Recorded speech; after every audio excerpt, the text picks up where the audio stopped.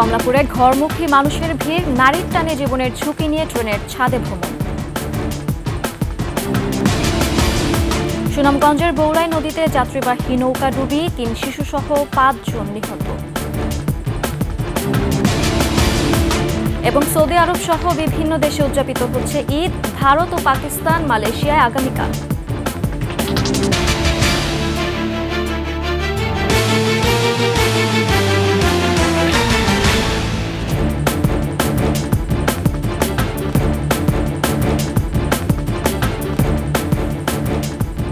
শুনছিলেন সংবাদ শিরোনাম, আমন্ত্রণ সকালের ২১শে সংবাদে। সাথে আছে আমি সুরা শ্রাবন্তী। দর্শক, ২১শে টেলিভিশনের সংবাদ একসাথে সরাসরি দেখতে পাবেন আমাদের ফেসবুক পেজ www.facebook.com/2124 অনলাইনে। এছাড়া সাবস্ক্রাইব করতে পারেন www.youtube.com/@21 চ্যানেলে। নারীর টানে জীবনের ঝুঁকি নিয়ে ট্রেনের ছাদে ভ্রমণ করছে মানুষ। শেষ মুহূর্তের ঈদ যাত্রায় কমলাপুর ট্রেন স্টেশনে বাড়ছে ভিড়। রাতভর উত্তরাঞ্চলগামী ট্রেনের ভেতরে ছিল না তিল ধারণের ঠাঁই।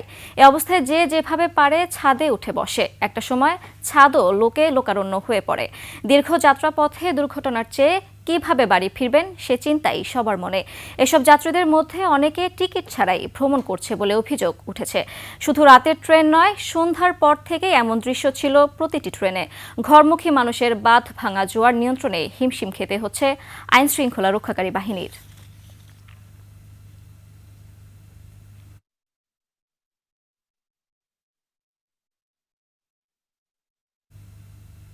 সুনামগঞ্জের জামালগঞ্জ উপজেলার বৌলাই নদীতে যাত্রীবাহী ইঞ্জিন চালিত নৌকাডুবিতে ৩ শিশুসহ ৫ জন নিহত হয়েছে। স্থানীয়রা জানান, মধ্যনগর উপজেলা থেকে একটি ইঞ্জিন চালিত নৌকা ৭০ জন যাত্রী এবং প্রচুর মালামাল নিয়ে জামালগঞ্জে যাওয়ার পথে ডুবে যায়। অনেকে সাঁতার কেটে তীরে উঠতে পারলেও ৫ যাত্রী নিহত এবং ১ জন আহত হয়। নিহতরা সবাই নেত্রকোনার বিভিন্ন উপজেলা থেকে জামালগঞ্জে আত্মীয়ের বাড়িতে বেড়াতে গিয়েছিলেন। নিহতরা হলেন বিউটি চক্রবর্তী, কল্পনা রানী সরকার এবং তাদের ২ মেয়ে জয়িতা সরকার এবং গঙ্গা রানী সরকার। নিহত অপর শিশুর নাম ও পরিচয় জানা যায়নি। আহত একজনকে হাসপাতালে ভর্তি করা হয়েছে।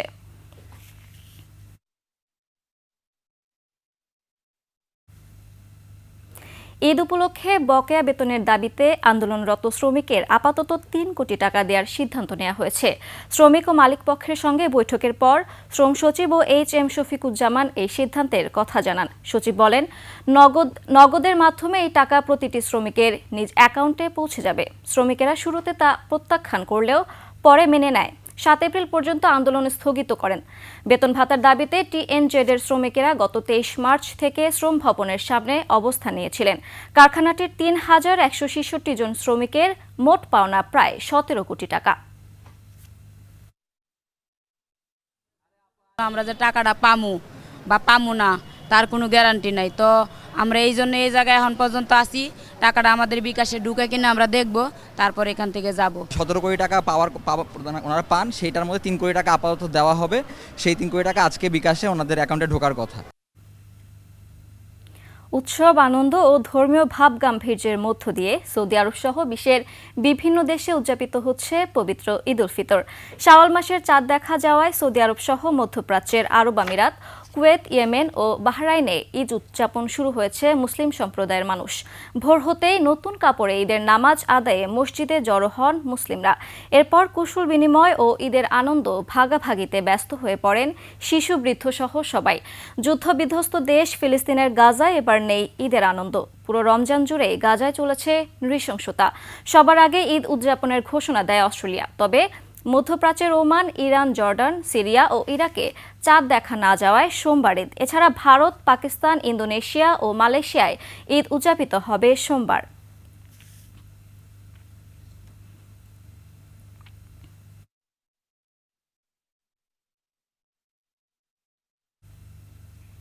নারায়ণগঞ্জের রূপগঞ্জে শীতলক্ষ্যা নদীর তীরে ৪ শতাধিক কারখানা নিয়ে গড়ে উঠেছে জামদানি পল্লী। ২,০০০-এর বেশি জামদানি শিল্পী এ পেশায় জড়িত। তাদের তৈরি জামদানি দেশের চাহিদা মিটিয়ে রপ্তানি হচ্ছে বিদেশেও। এবার ঈদে ২৫ কোটি টাকা বেচা কেনার আশা ব্যবসায়ীদের। নারায়ণগঞ্জ প্রতিনিধি রবিউল ইসলামের তথ্যচিত্রে ডেস্ক রিপোর্ট। জামদানিকে বলা হয় মসলিনের উত্তরসূরি। সেই জামদানি শাড়ির কথা এলেই সবার আগে আসে নারায়ণগঞ্জের রূপগঞ্জ উপজেলার নোয়াপাড়া এলাকার বিসিক জামদানি পল্লীর কথা। এলাকার জামদানির ইতিহাস কয়েকশো বছরের পুরনো। নারায়ণগঞ্জের রূপগঞ্জের নোয়াপাড়ায় প্রতি শুক্রবার বসে সাপ্তাহিক হাট, যেখানে মধ্যরাত থেকে শুরু হয় ক্রেতা বিক্রেতাদের আনাগোনা। তবে বেচাকেনা শুরু হয় ফজরের নামাজের পরে, চলে সকাল 9টা পর্যন্ত। 4টা 9টা পর্যন্ত বাজারে লোকজন থাকে, পরে আর থাকে না। রং বেরঙের বাহারি ডিজাইনের জামদানির পসরা সাজিয়ে বসেন তাঁতিরা। প্রতি হাটে প্রায় 3 কোটি টাকার জামদানি বিক্রি হয়।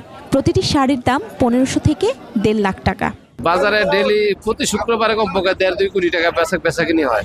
আদি টাকা সরি প্রিয় গোপাল এরাও আমার কাছ থেকে সরাসরি এরা মাল নিয়ে যায়। সুতা, রং, বুনন আর ডিজাইনের গুণগত মান ভালো হওয়ায় ক্রেতার আগ্রহ রূপগঞ্জের জামদানিতে।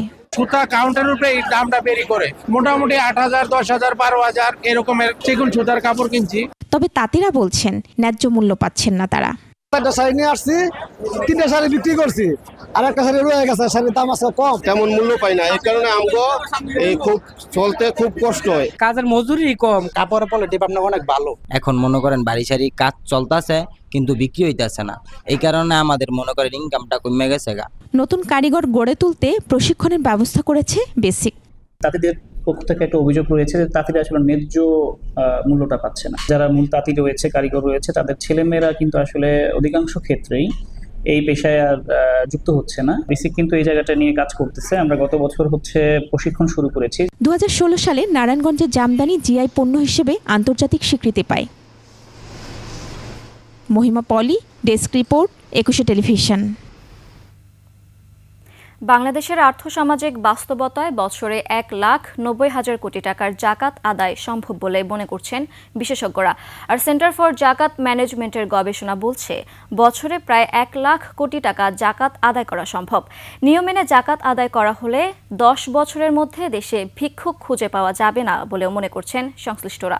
তহিদুর রহমানের রিপোর্ট।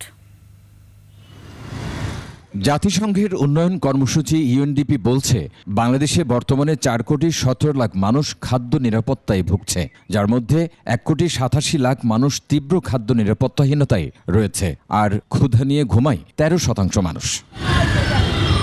অথচ দেশে উচ্চবিত্তের সংখ্যা মোট জনসংখ্যার 7%, আর উচ্চ মধ্য আয়ের জীবনযাপন করছে 15%। সরকারিভাবে জাকাত সংগ্রহ করে ইসলামিক ফাউন্ডেশন। গত বছর মাত্র 11 কোটি টাকা আদায় হয়েছে। এবারের টার্গেট 25 কোটি টাকা, যা বিশাল সংখ্যক মানুষের জন্য একেবারেই নগণ্য। সারা বাংলাদেশে যদি এইভাবে আমরা করতে পারতাম আদায়, যারা যাওয়ার সামর্থ্য রাখছেন তাদের থেকে আদায় করতে বলতে তাহলে হাজার হাজার কোটি টাকা আদায়। তবে বাংলাদেশে জাকাত আদায়ের সম্ভাবনা ব্যাপক বলছেন বিশেষজ্ঞরা। 2023-24 অর্থ বছরে এ নিয়ে গবেষণা করেন যুক্তরাজ্যের ম্যানচেস্টার ইউনিভার্সিটির অর্থনীতি বিভাগের অধ্যাপক ডক্টর এম ইমরানুল হক। তাতে উঠে আসে বছরে 190,000 কোটি টাকারও বেশি জাকাত আদায় সম্ভব। 2023-24 অর্থ বছরের জিডিপির কনটেক্সটে যদি চিন্তা করি তাহলে আসে হলো 190,000 কোটি টাকার উপরে। এদিকে জাকাত বিষয়ে গবেষণা প্রতিষ্ঠান সেন্টার ফর জাকাত ম্যানেজমেন্ট গত বছর 500 কোটি টাকা জাকাত আদায় করেছে। প্রতিষ্ঠানটির প্রধান কর্মকর্তা ও অর্থনীতিবিদরা বলছেন সঠিকভাবে জাকাত আদায় করা সম্ভব হলে দেশে ভিক্ষুক থাকবে না। আমরা জাকাত কালেকশন, আমাদের যেটা সরকারি জাকাত কালেকশনের চাইতে বেশি বলা যেতে পারে। অন্যদের প্রতি যে দায়িত্ব, সেখানেই অ্যাকচুয়ালি জাকাতের এই বিষয়টা অত্যন্ত গুরুত্বপূর্ণ একটা বিধান। সংস্থাটি বলছে বাংলাদেশে বর্তমানে 1 লাখ কোটি টাকার জাকাত আদায়ের সম্ভাবনা রয়েছে। এই টাকা যদি আমরা সামাজিক নিরাপত্তা কর্মসূচিতে ব্যয় করি তাহলে সরকারকে এই টাকার জন্য অন্য কোনো চিন্তা করতে হয় না, এবং দেশের মানুষেরা দরিদ্র বিমোচনের জন্য অন্য কোনো চিন্তা না করে এই জাকাতের টাকা দিয়েই এই উন্নতিটা সম্ভব। ইসলামের বিধান মতে কোনো মুসলমানের যদি বছর শেষে কমপক্ষে 7.5 তোলা স্বর্ণ অথবা 52.5 তোলা রৌপ্যের সমপরিমাণ সম্পদ থাকে তাহলে তার জাকাত দেয়া ফরজ। তৌহিদুর রহমান, 21 টেলিভিশন, ঢাকা। নিচ্ছি সংবাদ বিরতি। যখন ফিরছি তখন অন্যান্য সংবাদের সঙ্গে আরও থাকবে। মিয়ানমারের শক্তিশালী ভূমিকম্পে বেড়েই চলেছে নিহতের সংখ্যা, সহযোগিতায় এগিয়ে আসছে বিভিন্ন দেশ। আবারও আমন্ত্রণ সকালের 21 সংবাদে।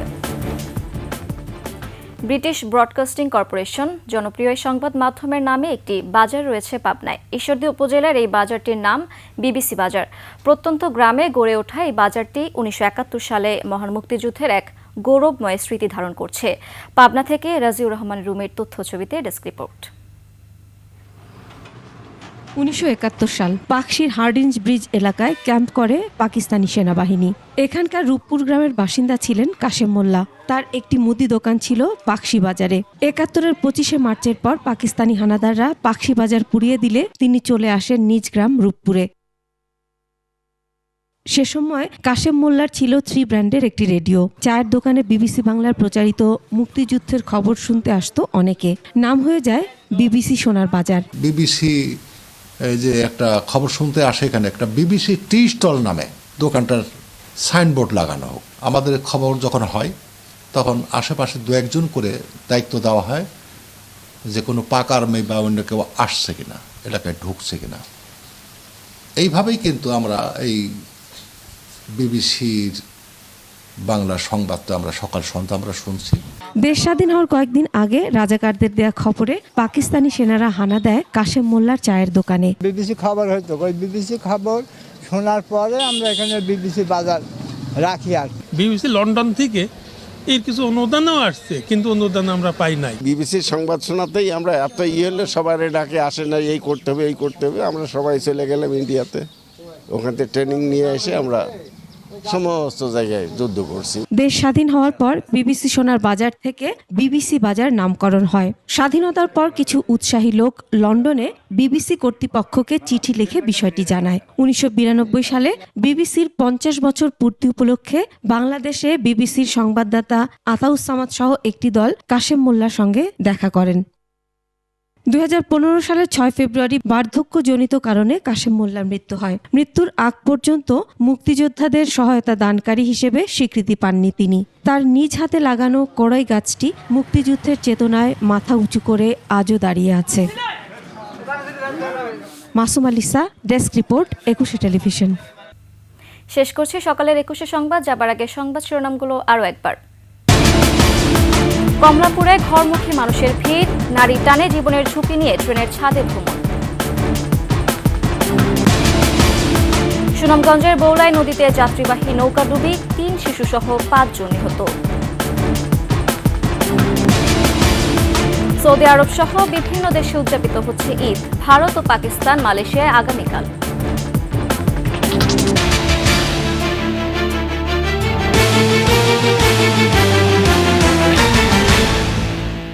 সর্বশেষ সংবাদ জানতে ডায়াল করুন 2021 নম্বরে, আর ভিজিট করুন 21-tv.com ওয়েবসাইটে। ফেসবুকে ভিজিট করতে পারেন www.facebook.com/2124 অনলাইনে। এছাড়া সাবস্ক্রাইব করতে পারেন www.youtube.com/@21 টিভি চ্যানেলে। এতক্ষণ সঙ্গে থাকার জন্য ধন্যবাদ।